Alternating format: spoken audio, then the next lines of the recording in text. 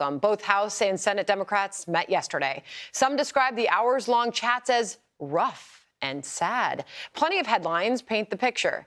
Democrats panic about Biden, but do nothing. Dems split on Biden's survival strategy. Biden's support on Capitol Hill grimly uncertain. And the cracks in the Dem party are evident as Biden's campaign shatters. House Democrat Steve Cohen with this take. Are you all on the same page? No. What do you mean you're not on the same page? They're not even in the same book. Colorado Senator Michael Bennet is now the upper chamber's first Democrat to say this. This is the first time in more than 20 years that a Republican president has been up in this part of the campaign. Donald Trump is on track, I think, to win this election and maybe win it by a landslide and take with him the Senate and the House. And so for me, this isn't a question about polling. It's not a question about politics. It's a moral question about the future of our country. All right, he joins the list of congressional Democrats either calling for Biden to step aside or say he just simply can't win. New Jersey's Mikey Sherrill, the latest to call for Biden to step aside. Senior House Democrat Jerry Nadler was on that list, but now an apparent walk back. Do you have concerns about him being on the top of the ticket? Whether I have concerns or not, is beside the point.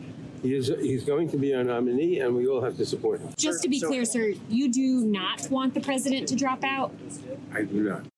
Okay, former House Speaker Nancy Pelosi softening her stance this morning, saying of Biden, I want him to do whatever he decides to do. Senator Bernie Sanders is backing the president and offers this advice.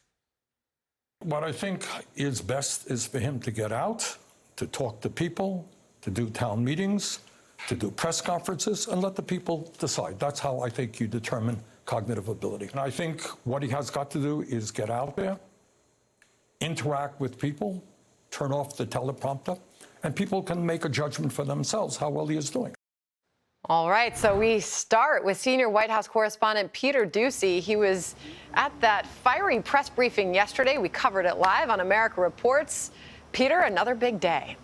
Yes, Sandra, this was happening during your show yesterday. You know, for an administration that has nothing to hide concerning the president's age and acuity and issues with those, their story sure changes a lot. Because now we are told that on January 17th, when the neurological specialist Kevin Kennard came to the White House for a meeting with the president's personal physician, it was concerning caring for the president. It was part of his annual physical. That is despite what we were told here yesterday. Can you say whether that one meeting was related to care for the president himself? I can say that it was not. White House officials are also pointing out for concerned parties that there are protocols in place to ensure national security in times of emergency, despite the president's plans to take it easy at night now. He also said he's sharpest before 8 p.m. So say that the Pentagon at some point picks up an incoming nuke. It's 11 p.m. Who do you call? The First Lady? He has a team that lets him know of any news that is pertinent and important to the American people. The president has also been joined in White House meetings recently by his son, Hunter Biden, and his wife, Dr. Jill Biden. When the First Lady's in these meetings, is she making decisions or is she just advising the president? No, the president is the president of the United States. He makes decisions. Can you say if Hunter Biden has access to classified information? No. And this is extraordinary. Just a few minutes ago, George Clooney has posted an op-ed in the New York Times. I'm going to read a line from it. He says, I love Joe Biden as a senator, as a vice president and president. I consider him a friend, and I believe in him, believe in his character, believe in his morals. But he goes on to say he thinks that they need a new presidential nominee. Wow. Remember, just a couple weeks ago, President Biden raced back from Europe to get to Los Angeles for a George Clooney hosted fundraiser where Barack Obama was also there, Bill Clinton was there. George Clooney is now saying that after he watched the debate, he wants a new top of the ticket that is going to sting here at the White House and also in Wilmington.